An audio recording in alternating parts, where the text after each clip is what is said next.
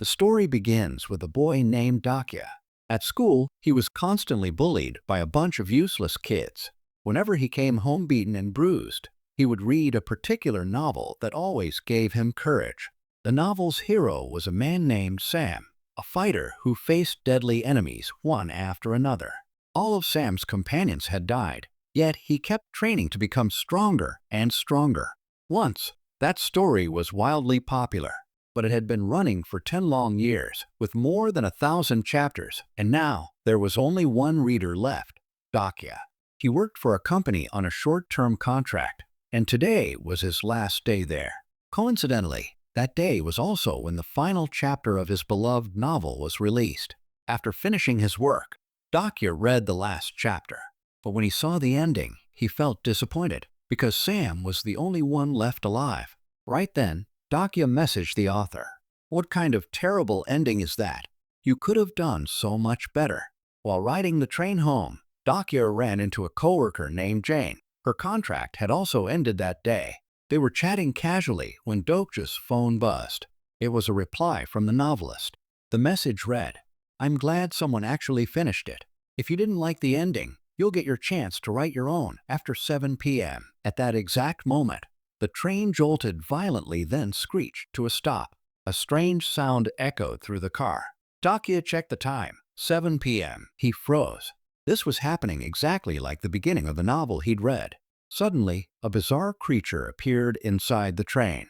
When one angry passenger cursed at it to get the train moving, the monster fired lasers from its eyes and vaporized the man on the spot.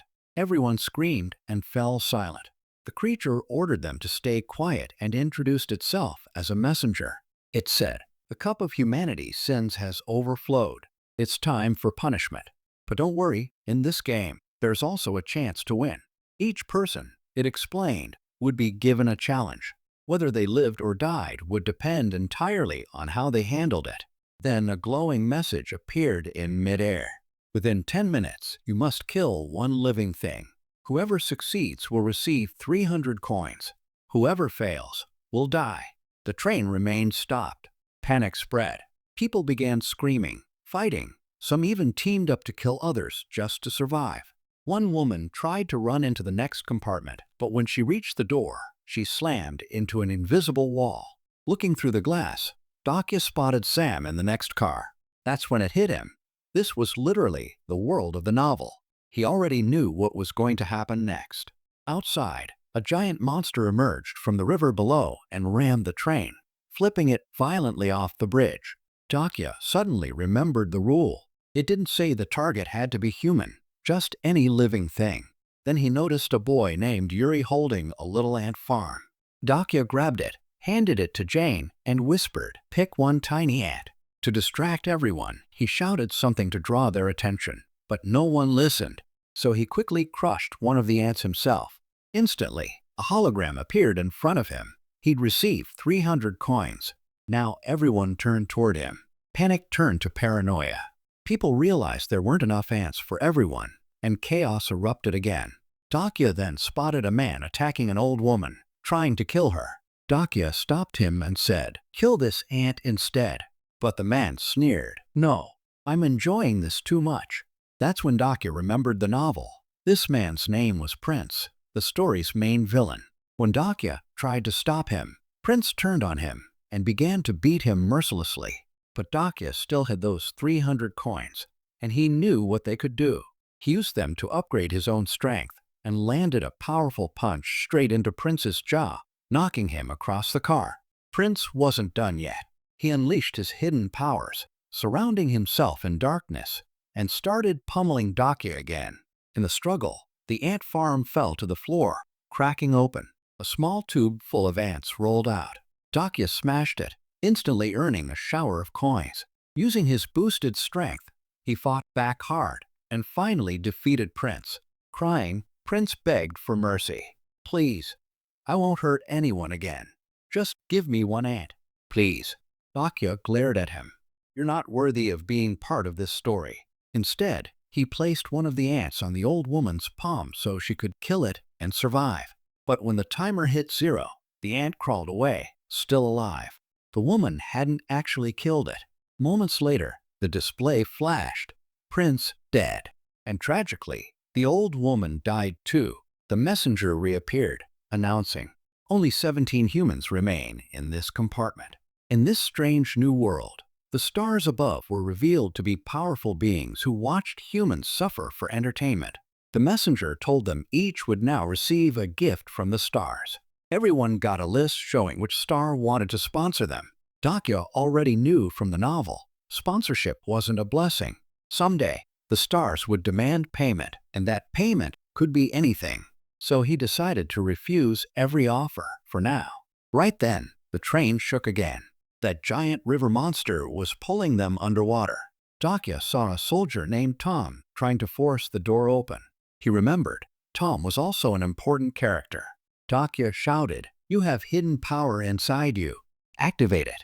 Tom did, and suddenly he burst with energy, ripping the door open. Everyone jumped out, escaping just in time. After escaping the train, everyone started to run. Dakya noticed that Yuri was crying over the tiny ants he'd lost. Feeling sorry for the boy, Dakya went back into the half-submerged train, grabbed Yuri, and pulled him to safety just as the river monster slammed the cars again. They'd barely caught their breath when a metallic voice echoed in the sky. Next stage, begin. Ahead of them stood a broken bridge hanging over the river. They had to cross it. Without warning, the same massive creature burst from the water again and smashed a huge chunk of the bridge, leaving a deadly gap. Then the messenger made things worse, dropping an entire train car onto the bridge and reanimating all the corpses inside it. The dead came back to life, snarling, charging toward the survivors. Dakya and Tom fought them off with everything they had, but there were just too many. Then suddenly Jane's power awakened. With her spider-like ability, she spun a quick web across the gap, creating a temporary path. Everyone sprinted across it while she held it together with trembling arms. Dakya, knowing exactly what was coming next from the novel, shouted, "This place will soon fill with toxic gas. We have to reach the subway station. It's our only chance." In the book, the hero Sam was supposed to die there fighting a dragon underground. But Dakya realized something. If he could keep Sam alive, the story's deadly loop might finally change. He decided to warn him. Inside the collapsing station, Sam was slicing through monsters with his sword and firing his gun like a man possessed. When he saw Dakya, he yelled, "What did you do? Prince wasn't supposed to die yet." Dakya lied smoothly, "I have a power. You could say I can see the future. Prince was a threat. I stopped him before he could ruin things." He added, "Soon you'll fight a dragon in this very station. Here's how you can kill it. Listen carefully." Sam grabbed him by the collar, dangled him over the edge of the broken bridge, and snarled, "If you really can see the future, prove it. Survive this, and meet me at the station." Then he let go. Dakya plunged into the river. The monster swallowed him whole. A holographic message blinked before his eyes. New stage unlocked. Defeat the monster and escape. Inside the beast's stomach, the messenger hovered, live streaming Dokja's struggle to the watching stars. Dakya smirked and called the creature by its real name, a secret only someone who'd read the novel would know. The messenger flinched. Dakya said, "Looks like I'm getting popular with the stars. Would be a shame if I died now. You'd lose your biggest source of entertainment." Realizing he was right, the messenger hesitated. Dakya pressed harder. "So here's the deal, you help me, or the show ends." The messenger reluctantly agreed. Suddenly, acid started flooding the monster's stomach. Dakya shouted, "Quick! I need to buy spikes. Lots of them." He used his coins to purchase sharp metal rods and jammed them into every vent where the acid was about to pour through. One by one, he sealed the leaks, just as he'd read in the novel. Finally, the creature's insides exploded. The giant beast died from within. Dakya climbed out of the shredded carcass, covered in slime, victorious. He carved out the monster's core, handed it to the messenger, and said, "Sell this in your shop. I'll tell you later what I want in return." The messenger rewarded him with a few gifts, including a mask. Dakya slipped it on just in time. The poisonous gas was spreading everywhere. He crawled out of the riverbank, coughing. His phone kept buzzing, hundreds of sponsorship offers from the watching stars.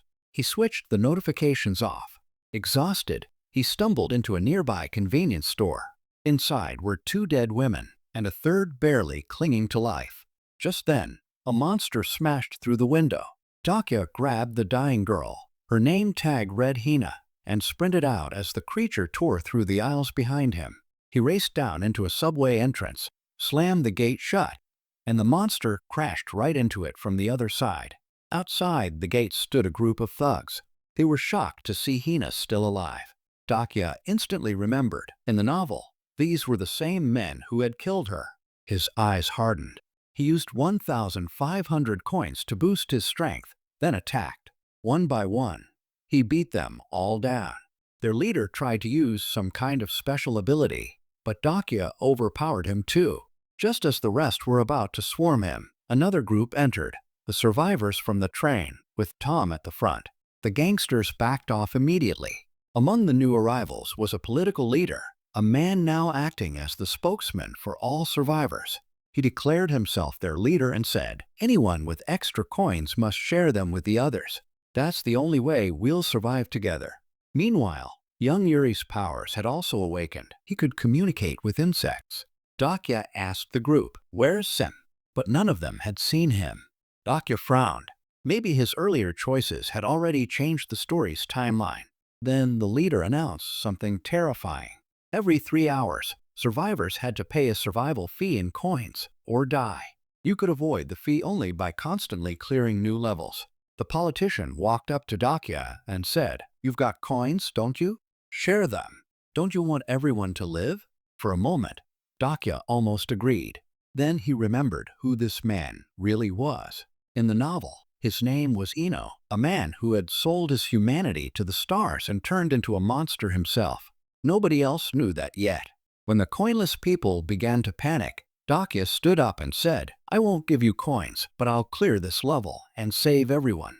He quickly crafted makeshift weapons from junk and led his small team into the dark tunnels. Deep inside the subway tunnels, Dakia led the group forward. The flickering emergency lights cast long shadows on the walls. The place reeked of smoke, blood, and fear. Dakia already knew what was waiting for them ahead, a pack of mutant beasts known as tunnel hounds. In the novel, this was where almost everyone died. He split the team into 2 groups. Tom would guard the rear while he led the attack. When the hounds leapt out of the dark, Dakia shouted, "Aim for the eyes and the throat." Tom fired his rifle while Yuri's insects swarmed the monsters. Jane used her webbing to trap a few of them, and Hina, though terrified, threw broken bottles like grenades.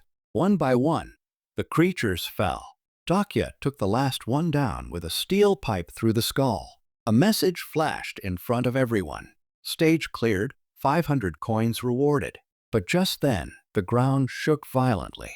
A huge hole opened in the tunnel wall, and from the darkness crawled a creature with burning scales and golden eyes, the underground dragon. The same dragon that was supposed to kill Sam in the original story. Dokja's heart pounded. He realized he was now rewriting the novel completely. The dragon roared, setting the tunnel ablaze. Tom's bullets bounced off its scales. Jane's webs melted instantly. Dakia yelled, "Everyone back! I'll handle this." He sprinted toward the dragon's mouth and hurled a metal rod straight into its throat. Then he shouted to Yuri, "Send your insects inside its wounds, NOW." Thousands of tiny bugs crawled through the dragon's eyes and nostrils, biting and stinging. The beast thrashed violently, smashing the walls. Dakia climbed its back, wrapped his arm around a spike on its neck, and drove the steel pipe deep into the soft spot behind its head. With one last scream, the dragon collapsed. A giant notification appeared. Hidden stage cleared. Bonus 5,000 coins awarded. Everyone stared at Dakia in disbelief. No one had ever seen anything like it. Later, back at the station, survivors gathered around a small fire. Tom said quietly, "You saved us all, but how did you know what was going to happen?" Dakia smiled faintly. "Let's just say I've read this story before." The messenger appeared again, clapping slowly. "Congratulations, player Dakia. The stars are very pleased. They've chosen you as their favorite." A beam of light shone down on him, and a new title appeared over his head. "The reader who knows the end." Dakia asked coldly, "And what does that mean?"